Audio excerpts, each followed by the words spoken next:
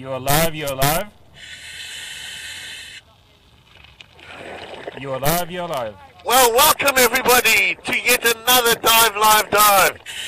This one, again from Grand Cayman, is a very proud moment for us because you guys helped us make it. We did it. Woohoo! Kickstarter! Woohoo! I'm also, just making sure I'm not in the wrong place here, I'm also super excited because with me tonight are our 3 new marine biologists that have joined us. Hello. They are all up top, ready to talk and answer your questions and be a part of this whole experience with you. So, guys, go ahead and introduce yourselves. I'll kind of look for some fish in the meantime. Hi, my name's Patrick Fitzgerald. I am a marine biologist from Adelaide in South Australia. Hi, my name's Lauren Arthur. I'm a marine biologist from Edinburgh, Scotland. Hey guys, I'm Simone Hermanson and I am a marine biologist from Sydney, Australia. So Whoa, welcome guys. It's so awesome to have you as part of the Wild Earth team and the inaugural Dive Live team. We're also super honored and privileged to be with PADI tonight. Yes, we're on PADI's Facebook page doing our first ever live night dive, and it might be the first live night dive that PADI's done as well. I'm not actually sure, but probably. Certainly I've never seen one, but that doesn't mean it hasn't happened. And we're on Casuarina Point Reef, Grand Cayman, and we're looking for critters, seeing what we can find. How does it feel down there, Graham? Is it spooky? It is a little spooky, you know. Night dives are something special. There's no denying it. You know, if I was anywhere else, last week I was diving in the Galapagos Islands. Wow. And if I was there now, I would have shark bite fever, let me assure you. But over here in Grand Cayman, sharks are not nearly as common. So, and it's like bath water, it's 27 degrees. We're currently at 8.3 meters, which is, I guess that's about 25 feet, give or take. So we're cruising. Just before we started broadcasting, we saw a couple of baby squid, that's right. So maybe we'll see some more of them now. Now guys, I think this is brain coral, and I'm not sure if you can see it, but there are some sea urchins. Probably writing you a bit of a difficult one there, Jean-Ray, so I'm sorry if I have, but there are a couple of sea urchins and they're 2 different types, I think. Yeah, I can see them. Yes, the sea urchins are pretty important down there on the reef. There used to be loads of them on the Cayman Islands, and they regulate all the algae that's going to be growing around the rocks and also on those corals that you see there. So their anatomy is basically the main body part is called the test. That you can see the sort of globular circle shape, and then it's surrounded by spines. Not on this species, but on some species it can be really venomous to touch them. Obviously pretty painful as well, so that's their main form of self-defense for those animals. And I'm sure some reckless divers watching on PADI have been pricked by a few of them, had those spines in their legs. It's not the most comfortable thing. No, I can imagine. And they're near impossible to get out. Speaking from experience. Yeah. You know what, I actually learned a really little sneaky trick is that if you get a green pawpaw or papaya and you get the white latex from that skin of that papaya and you put that on where the sea urchin spine went in and you leave it on overnight, you put it in a plastic bag and maybe a sock over that, in the morning the spines are all gone, disappeared. Oh wow, I didn't actually know that. It works like an absolute charm. It's like a miracle. You've just holes left over. Wow. They've actually got a lot of predators, sea urchins, which is quite amazing considering their form. But these predators have actually adapted, specialized adaptations really, in order to sort of break into the main body. Oh, what have we got going on over there? Silver. Tarpon! Boom! Yeah. Wow, That's look a at nice that. big shiny tiny tarpon, and look at all those fish cruising with you. A single tarpon scale can actually get up to 3 inches long on some of the mature individuals. You see him eat that little fish? Yeah, so these guys have pretty good eyesight, can hunt in the night. So that's why he's hanging with those fish. We might be making it a little bit easy for them. Now, just before, is he still there? Is he gone? Oh, there he is. What size is that roughly? That's about 3.5 feet, 3 feet long. All right. And we've got a really good question from Retro Beard here. He's asking, are those little fish attracted to your lights? So those fish would be pretty attracted to the lights, especially at night time. It's something different, but it makes it easy for us to spot some really cool things for you guys. This tarpon is definitely following those fish, which are definitely attracted to that light.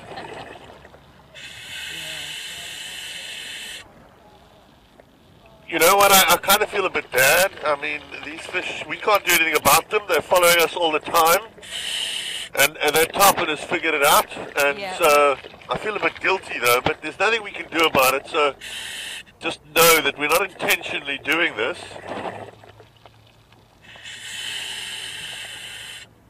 Yeah, and that can be extrapolated to boating lights as well as, you know, full moon.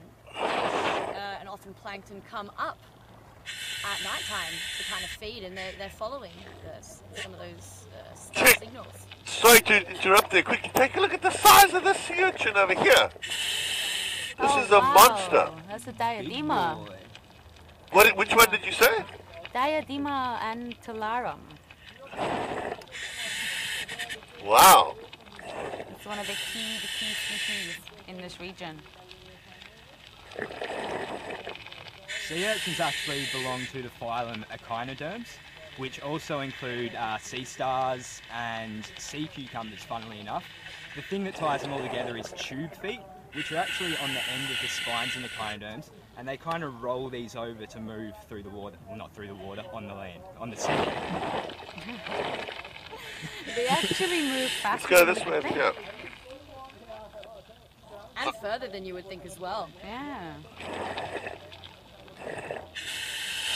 We're suddenly getting into quite sort of shallow water over here, and I think I want to get back and I don't want to cut wedge on it. Oh, there you are, mate. Sorry, it's underwater. It's kind of very easy to get disorientated.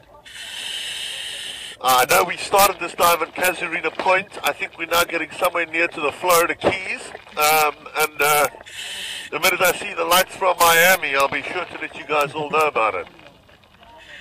Hey Graham, we've got a question here from Jody. She wants to know, how do you keep from bumping into things? It's a very good question, and it's a really important question because we really cannot bump into anything down here, because if we bump into anything, we can do damage to it. And we want to observe this and we want to share this experience, but we don't want to do any damage in that process. Well, the answer is, firstly, buoyancy control. So you can see that the whole time, I'm not walking around on the bottom of the reef. I'm floating above it, and that's because I'm neutrally buoyant. And basically the air in my lungs and my wetsuit and the large amount of fat that I have underneath my skin is compensated for by a bunch of weights that I have in my backpack, in my BCD, which is my buoyancy compensator. And gee, I'm a bit disorientated. Jean-Andre's behind me over there, so I don't know. Maybe if you catch up a bit there, Jean-Andre, around that side. The thing is that because of the light, it's very difficult to see. This is the first time we've done a night dive.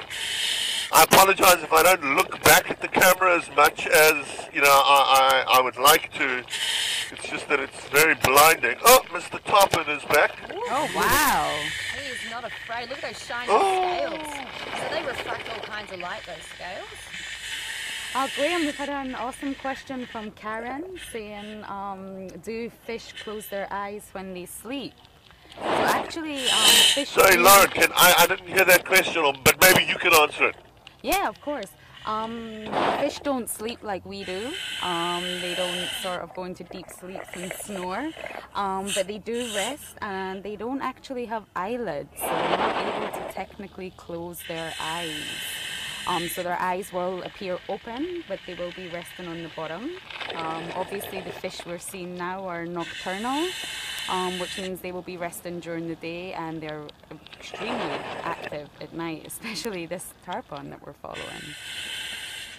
This guy's close. Holy cow. Yeah. I think he likes you. He does like me. I think he likes the little fish more than he likes me, but I'm going to go with he likes me. Now this is fire coral right here. This you don't want to touch. So you're asking how do I, there's, not only do we not want to damage the reef, but if you touch this coral, you will get hurt. Very badly burned. I've experienced it. And can you see the little hairs that stick out there? I don't know if you can see those little tiny hairs. Maybe if I backlight it slightly. There we go. Now those little hairs, that's what stings. I've always wanted to know actually, what is it about that coral that stings? Do you guys know?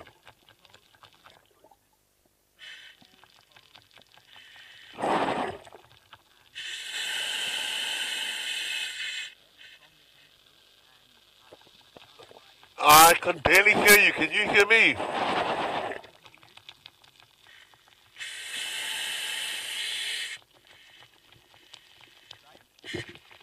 Chandra, can you hear me? I can't see, mate. Oh, sorry.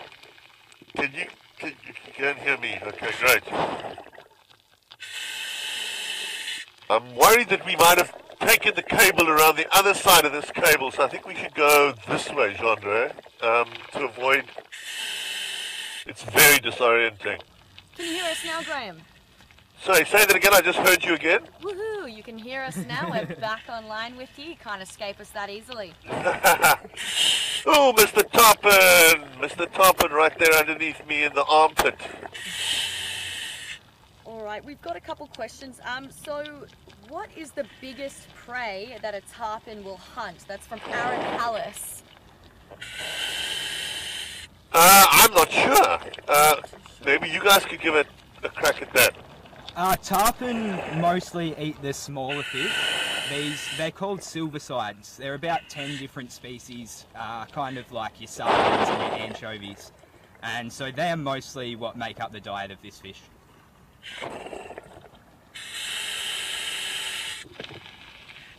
Okay, so is he around? He suddenly comes up behind you and you're like just straight out of the corner of your eye, and then boom, there's Mr. Tarpon. He can be kind of scary. Oh yes, there he is. Oh, He's there he really is. maximizing the light.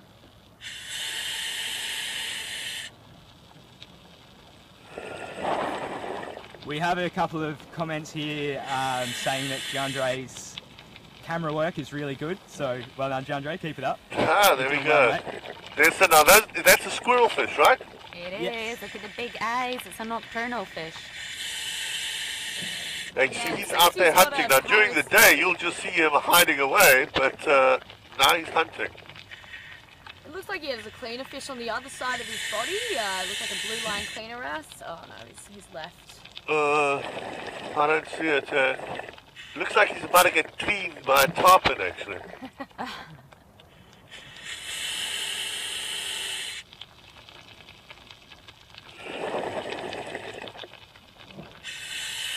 Lots of little fish out at night, you know. We were just diving a couple of hours ago, testing out the equipment, and we saw fish, but we didn't see so many little ones. There's a lot more little fish out above the reef at night than there is during the day. It's really quite noticeable. Yeah, definitely. And being in the Grand Caymans, it is such a hub for, larval fish. There are quite a few mangroves around here. A lot of people are joining us just now, a little bit late, so they know we are in the Grand Cayman Islands, doing our first ever night dive. And for those people that are just watching us for the first time, basically my name's Graham Wallington. I'm down here underwater and I'm talking to you with my full face mask on. I'm the one that's trying to avoid being swallowed by this tarpon that's swimming around. And then up at the surface there are three other marine biologists, Pat, Lauren and Simone, that are able to hear me and I can hear them and they can read your questions. And I guess all of you out there in the world, the three of them up there and me down here, we can talk about diving, which is super cool. Graham, we've got a great question from Megan asking what depth are you actually at right now? Hey Megan, we are at about 25 feet, 8 meters on Casuarina Point, just out in front of Don Foster's dive, and I'm blinded by the lights. Hey Graham, we have a question here from Andrea. She wants to know if you're going to find SpongeBob down there.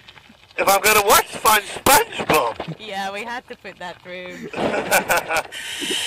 I didn't find SpongeBob, but I'll tell you what I do have is this interesting coral. John, see if you can get in here on this coral. You can see how it's all come out. Now, normally during the day, it's not out like that. Now, is it nocturnal? Yes. So a lot of the time corals will extend what they call polyps, which is actually their building block. They're tiny little organisms that make up this coral. So at night they'll extend their tentacles and they'll filter food out of the current and pull it into their mouth, and that's how they feed, at night at least.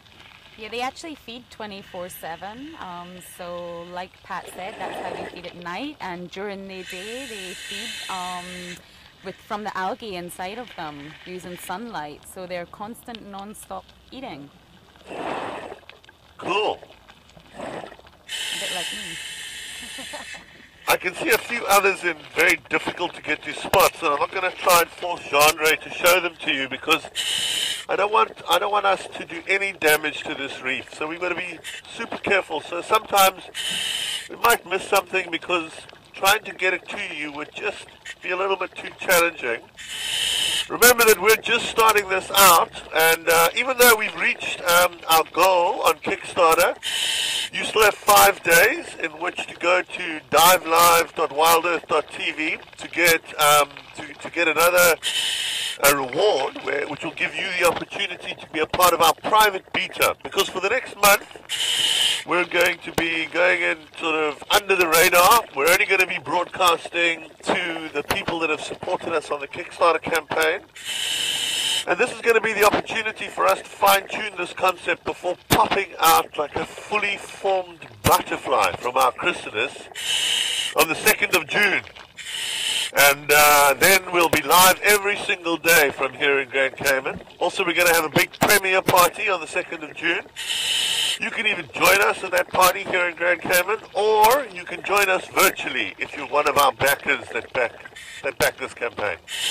So remember, just another 4 days to become a part of this historical opportunity to share our world's oceans. Oh, hold on. I do not want, no, don't point here. We've got a parrotfish that's trying to sleep. We don't want to disturb the sleeping parrotfish. That's a good move, good to let them sleep. Now we do have an awesome question from Stacey Ann Moore, saying, do you see any sign of bleaching or stress on the corals where we are diving? No, I don't. I see bite marks from parrotfish. So there are little moments where there's bite marks on parrotfish. But Grand Cayman has not experienced coral bleaching like some other places. Very unfortunately, the Great Barrier Reef, particularly the northern section, Mr. Tarpon, has experienced it. This water is very warm, and this coral has evolved to handle much warmer water than other places. Looks very healthy indeed. Here's another beautiful piece of coral. Take a look at that, Jean-Ray. That is amazing. Again, fully out, all the polyps feeding away. In fact, I just saw it get something there. Let's see what.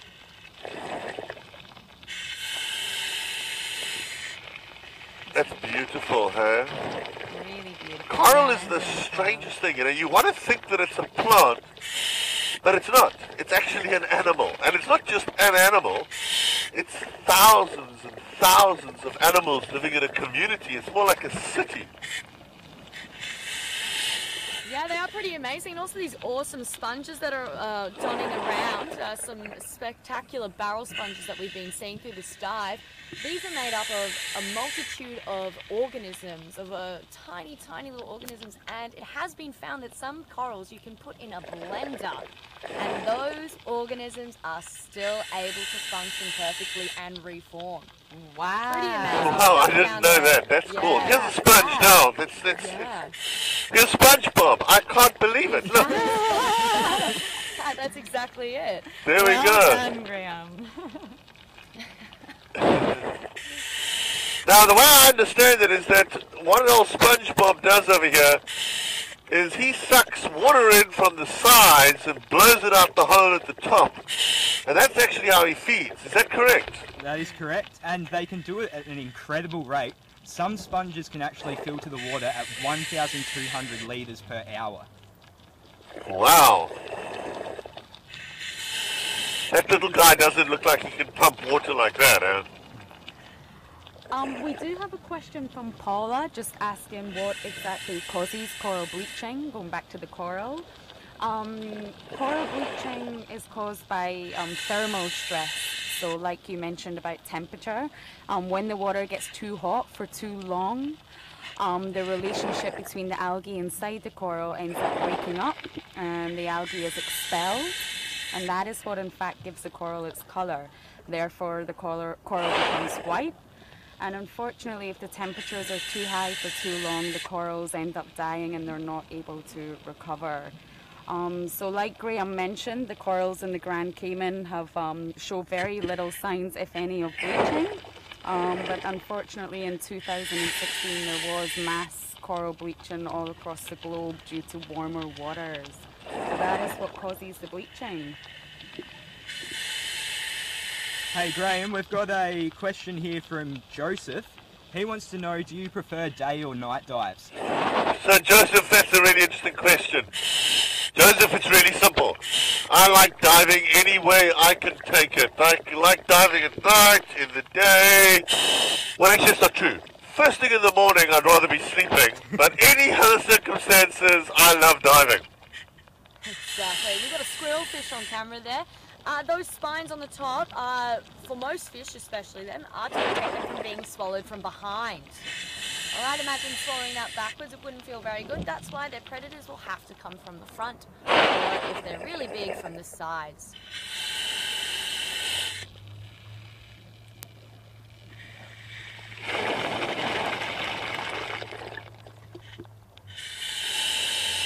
Okay, now is this a sponge or is this coral?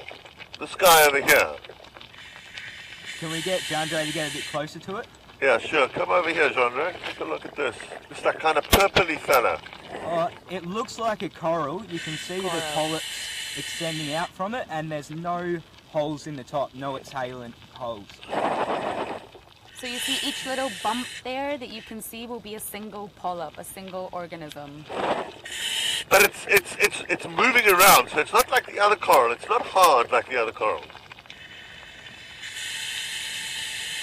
That could be, I'm not sure, but it may be a Gorgonian species. And Gorgonians actually have an axial skeleton, and they're not as hard as other corals because they make their structure using mostly proteins rather than calcium carbonate.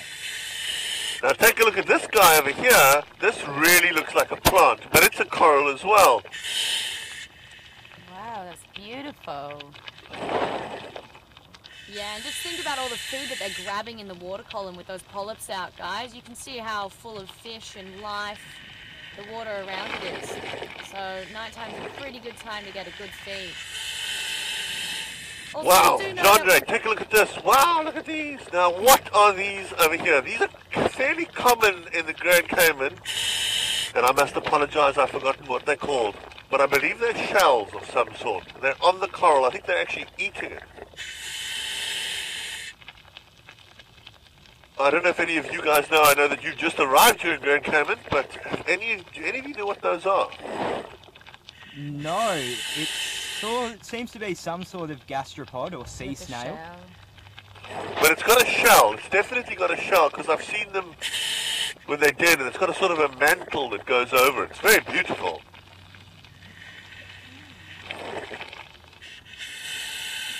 Yeah, the diversity of snails and sea slugs around here is amazing.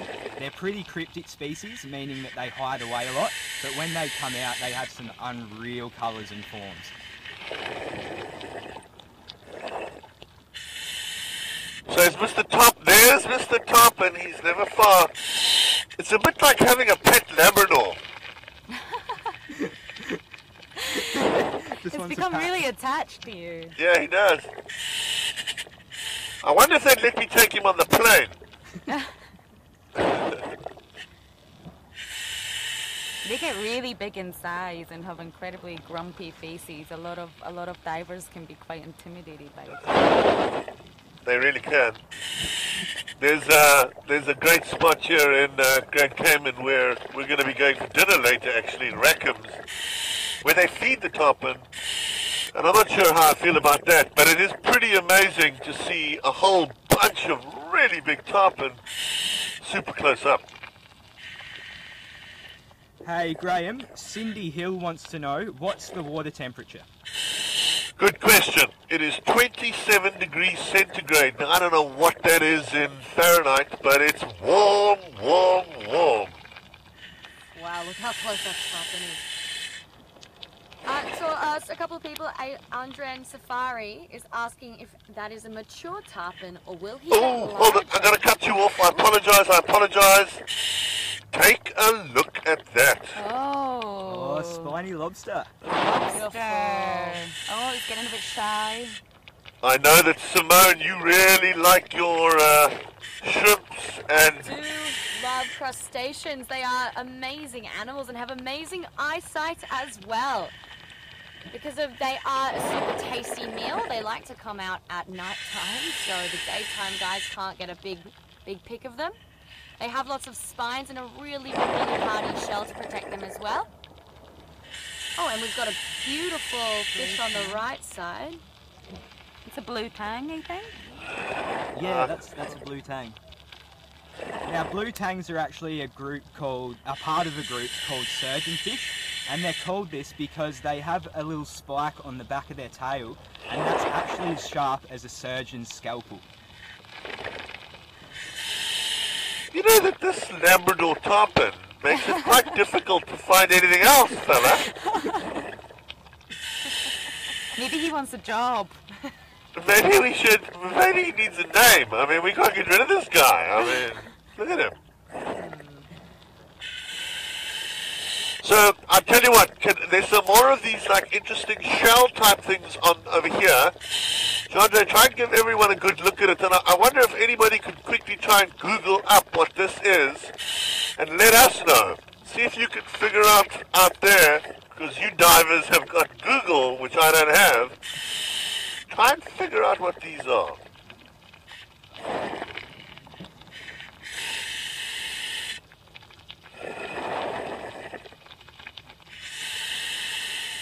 You see them there, yeah. Okay, Chandra is coming in. There we go.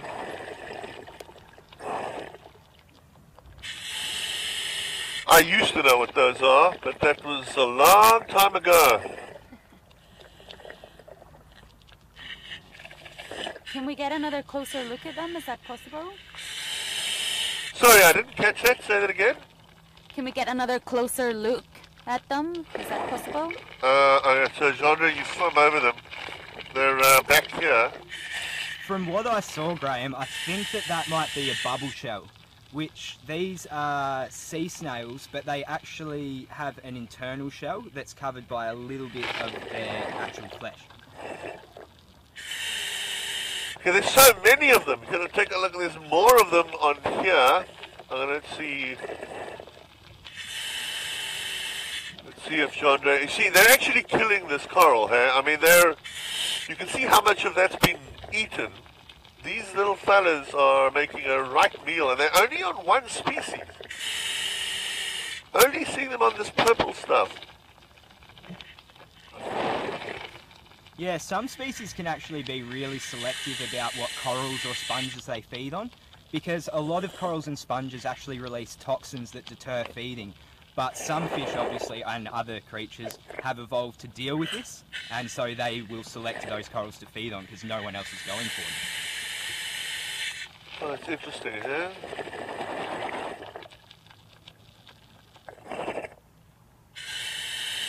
Now, one of the things that we've got to be careful about is not stressing out the animals that are sleeping at night. So sometimes I'm spotting them and I'm not showing you, and I'm just moving quickly away with my flashlight so that we don't disturb them. It's really important that we do no harm. It's great to observe wildlife, but we really don't want to be down here making, waking folk up in the middle of the night, breathing heavily. Can you imagine if you had somebody like me arrive, while you're lying in bed and you got this big breath, and it'd be a nightmare. That would be pretty terrifying. Are there any of those small shell things around you? We think we may have found the culprits. Or has that tarpon got in the way of you? Okay, let me see if I can find one. I mean, they were everywhere, and then you asked me to find one, and I can't find one. So. Nowhere. Yeah, well, we believe we found that they are probably a cowrie. Now, cowrie shells are actually super sought after in the sea because they're worth a lot of money on some markets, and unfortunately that's led to a bit of a black market trade. And just a quick side note, if anyone can hear any bangs in the background, there's just a fireworks show going on close by, so we apologise for that. Okay, now quickly change the subject here. Take a look at this on the sponge. The sponge, particularly on the other side, Genre, if you can get around it, is covered in brittle stars. There's like 3, 4, 5 brittle stars. Oh yeah, I can see it climbing at the top. I don't know if, mate, it's going to be a bit of a maneuver, but see if you can get around. Oh yeah, that looks amazing. Definitely see those poking out the top. Incredibly and fast movers. Sorry, Mr. Tarpon, we're off Tarpon at the moment. We're on brittle stars.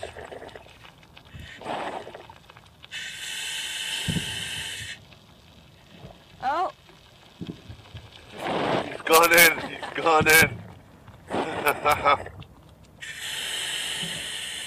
And did you get a name for that cowrie there, or? That was a flamingo tongue. That's cowrie, it. Actually, yeah. So That's it. one of our lovely viewers saved our bacon on this one. That was Chris Tui. Thank you very much, Chris, for that positive ID.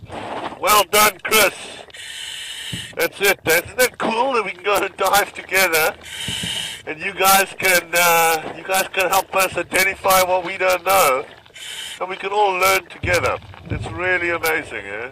That's what it's all about. Just interactions and people learning, because the more we know about the ocean, the more we're going to be able to conserve it. And this is what Dive Live's all about, is educating you and also you educating us. Just interacting with each other about the oceans. That's it, eh? We're all out diving together. It's a warm night, Grand Cayman, Casuarina Point. Looking for what we can find. It's pretty challenging because we've got this tarpon Labrador that keeps getting in the way. We're getting some suggestions from the viewers to maybe call it Terry the Tarpon. How does that sound to you? Harry the Tarpon. Terry the Tarpon. I think that's what this is going to have to be. Terry the Tarpon, the menace of the ocean.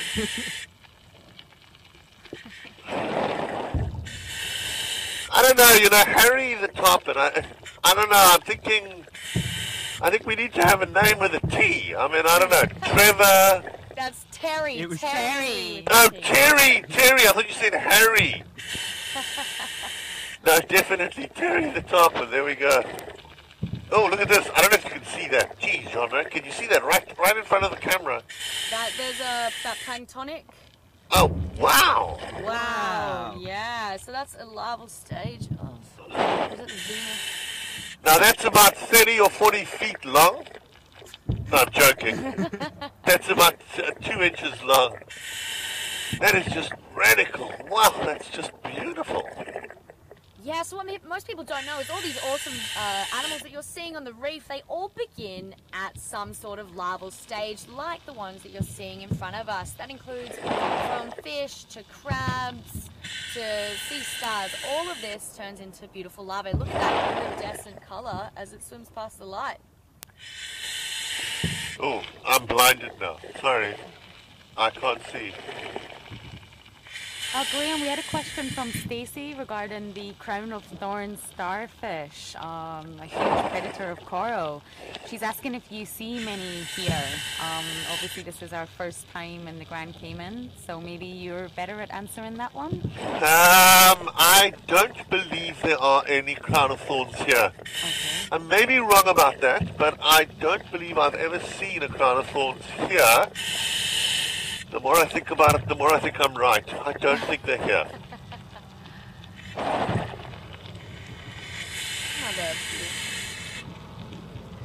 But I'm not an expert on this, and I mean, I used to work and live here, but that was more than 25 years ago. And I Most can't coral reef ecosystems do contain crown of thorns starfish. They are a natural part of the ecosystem to keep it in balance.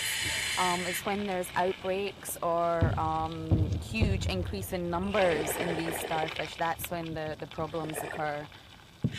So they probably are, they're just hidden. Yeah, and that's the thing, you know, as you rightly point out, is that it's all about balance. I mean, if you keep it in balance, then everything is good. Well, guys, you've been live for 35 minutes down there. How are you going on air? What's your depth? Give us a bit of an update on you. Okay, so we are still at 8 meters, which is 25 feet. I have 100 atmospheres, 100 bar of air.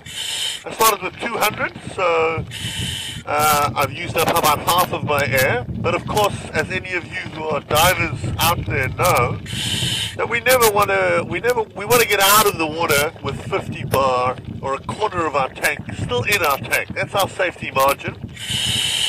From a diving point of view, I can stay at this depth indefinitely, just about. Okay, obviously that's ridiculous, not indefinitely, but I can stay here for a long time. Exactly, and as a lot of the viewers probably are going to learn, DeAndre, how is his air going? He's always chewing it down. Yeah, he's actually not doing too badly.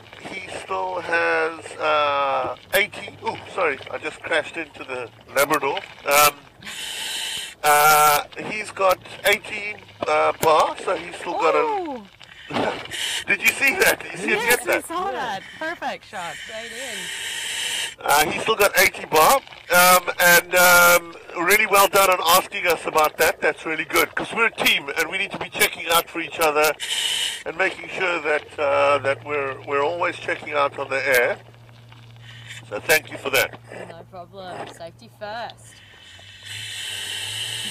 Which means that we are probably going to be winding this dive up in about 4 or 5 minutes. So let's quickly see what else we can see. I want to try and find you one of those flamingo... Hold on a second, that's interesting. Let's go over there. I think that's staghorn coral, which is an interesting coral.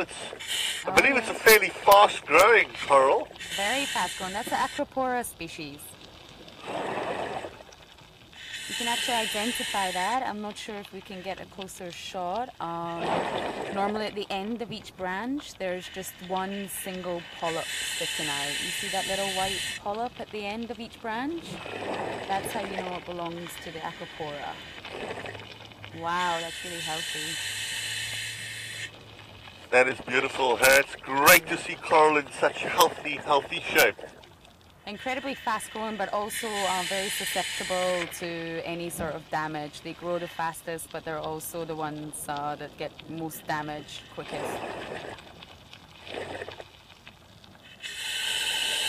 Yeah, apparently they used to actually be pretty vast, but like with many other cases, human impact have kind of reduced their numbers a bit, but it is still good to see them so healthy and in so many numbers around here. You know, I just wanted to find one of those flamingo cowries, and now I just can't find one. I mean, they were all over the shop. Now we can't find one. That's how the ocean is. Also, to the viewers saying that we are a little bit quiet on the surface, we do know tomorrow, our next live dive, we will be nice and loud for you. We'll scream at the top of our lungs. Yeah, super excited about that. Well, I'll tell you what, guys, I think that me and Terry the tarpon and our team up at the top are going to probably call it a night now. And hopefully you'll pop on over to divelive.wildearth.tv and take the time to become part of our campaign so that you can be a part of this private beta and catch every single dive over the next month or so and make this a real reality. Thanks for joining me on this dive, and we'll now be beginning our ascent and doing a safety stop, and we'll see you again tomorrow. So thanks very much. See you guys. Bye.